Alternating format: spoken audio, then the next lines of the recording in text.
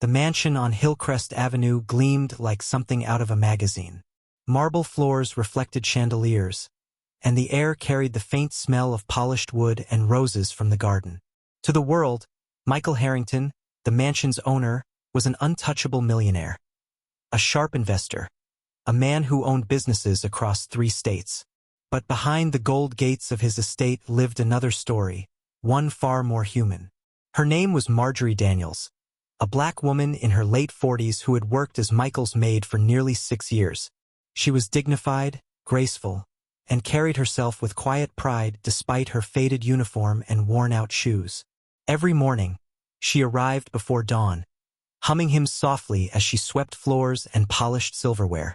But behind her soft smile lived a storm of heartbreak. Marjorie had 3 children, Devin, 22, Kiara, 20, and Jamal, 17. They were bright, capable, and had every chance to succeed. But instead of valuing the sacrifices their mother made, they had grown distant, embarrassed by the way she earned a living. "You clean toilets for rich people," Devin once sneered. "That's nothing to be proud of." Kiara rolled her eyes whenever her mother talked about values. "If you had done something with your life, maybe we wouldn't be living in a tiny apartment." And Jamal, the youngest, though less harsh, often kept quiet, watching as his older siblings mocked her. Still, Marjorie endured it all.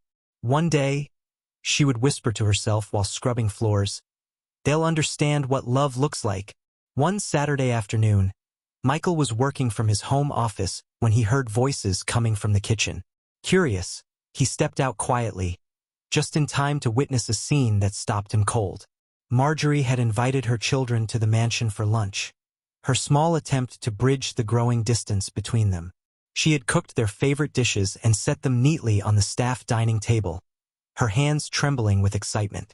But instead of gratitude, her children's words sliced through the air like knives. "Are you serious, Mom?" Devin said, laughing bitterly. "You dragged us here to sit in the servants' room? Look at this place. You're nothing but the help." Kiara crossed her arms. "Why couldn't you at least ask your boss if we could eat in the main dining hall? Or does he not trust you enough?" Tears filled Marjorie's eyes. "Children, please, I wanted us to be together. I work hard so you can have food, clothes, education." But before she could finish, Devin pushed back his chair. "Education? You think cleaning up after some millionaire is inspiring?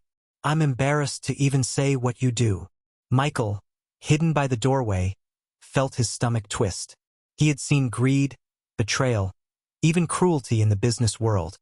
But watching Marjorie, who had worked so loyally for him, break under the harshness of her own children was almost unbearable. Marjorie whispered, her voice cracking, "I may be a maid, but I am your mother." Her children scoffed.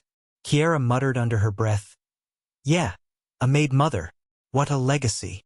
That was the moment Michael stepped forward. The room went silent. The children froze, realizing the man in the tailored suit was not just another bystander. It was their mother's employer, the very millionaire they had mocked.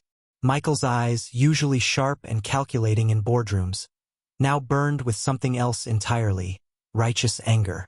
"I've heard enough," he said, his voice steady but firm. Marjorie gasped, wiping her tears, mortified that her boss had witnessed her humiliation. But Michael didn't look at her. He looked directly at her children. "You should be ashamed," he told them. "Your mother is worth more than all the money I own. And what I do next will make sure you never forget that." The children exchanged uneasy glances, their arrogance faltering. Michael didn't explain further. He simply turned and walked out of the room, leaving them in stunned silence. And in that silence, a storm was already brewing, one that would change their lives forever. The next morning, Marjorie arrived at the mansion, dreading the aftermath. She expected Michael to scold her for the disruption, or worse, dismiss her out of embarrassment. Instead, she found him waiting in the main hall with a calm expression and a peculiar request. "Marjorie," he said, "I want you and your children back here this evening. All of you." Her heart sank. "Sir, please, they didn't mean." Michael raised a hand gently. This isn't about shame. It's about truth. Trust me. Confused but obedient, Marjorie agreed. That evening, Devin, Kiera, and Jamal walked into the mansion again, their faces a mixture of defiance and discomfort. To their surprise, Michael led them, not to the staff quarters, but into the grand dining room. The long mahogany table glowed under crystal chandeliers, and a feast fit for royalty was laid out. "Sit," Michael commanded. They obeyed, exchanging puzzled glances. Then, to their shock, Marjorie entered the room. Not in her faded uniform, but in an elegant gown Michael had purchased for her that very afternoon. Her hair was styled, her hands no longer hidden by gloves, her face radiant though shy. "Tonight," Michael announced, "you will not see her as your maid. Tonight, you will see her as the queen she truly is." The children sat in stunned silence. Michael turned to them. "Your mother has worked harder than any of you can imagine. While you slept, she worked. While you complained, she sacrificed. Everything you are, everything you will ever be, stands on her shoulders. And yet you humiliate her." Devin shifted uncomfortably. Kiera's bravado faltered. Jamal looked down, ashamed. Michael continued, his voice heavy with conviction. "I built empires with money, but your mother built something far greater with love. That makes her richer than I'll ever be." He paused, then looked directly at Marjorie's children. "Do you know why I am where I am? Because when I was a boy, my own mother scrubbed floors so I could eat.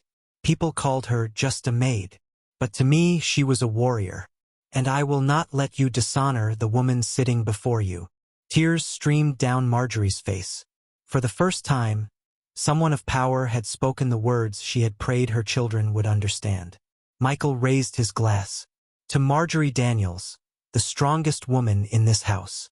Slowly, almost hesitantly, Jamal lifted his glass. "To Mom." Kiera's eyes softened as guilt washed over her. "To Mom," she whispered. Devin, though stubborn, finally sighed and raised his glass too. "To Mom." That night, the Daniels children saw their mother in a new light, not as the maid, but as the woman who had carried them through life with unshakable love.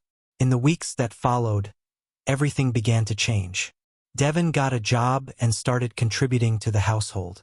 Kiera apologized tearfully and enrolled in community college.